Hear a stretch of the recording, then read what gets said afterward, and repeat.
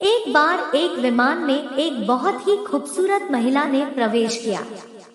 विमान में चढ़कर जब महिला अपनी सीट के पास गई तो उसे अपने बाजू वाली सीट पर एक अपंग व्यक्ति नजर आया जिसके दोनों हाथ कटे हुए थे। महिला को उस अपंग व्यक्ति को देखकर काफी घिन हुई। उसने आवाज देकर एयर होस्टेस को बुलाया और अपनी सीट बदलने के लिए आग्रह करने लगी।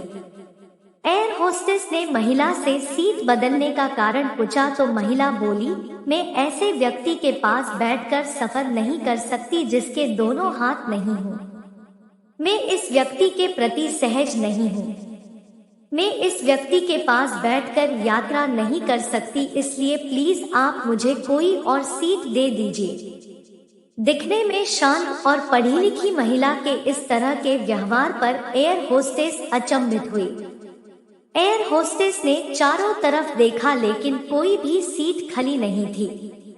एयर होस्टेस ने महिला को कोई भी सीट खाली न होने को कहा और साथ में यह भी आश्वासन दिया कि यात्रियों की सुविधा उनका पहला कार्य है, इसलिए वह कैप्टन से बात करके कुछ न कुछ हल जरूर निकलेगी। इतना कहकर एयर होस्टेस कैप्टन के पास चली गई।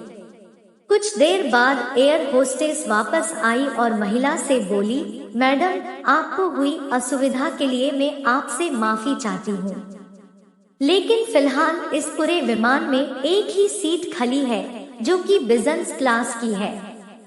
जैसा कि मैंने आपको बताया कि हमारी कंपनी का प्रथम उद्देश्य यात्रियों की सुविधा का ख्याल रखना है, इसीलिए हम हमारी कंपनी के इतिहास में पहली बार किसी इकोनॉमी क्लास के यात्री को बिजनेस क्लास में बिठाने जा रहे हैं।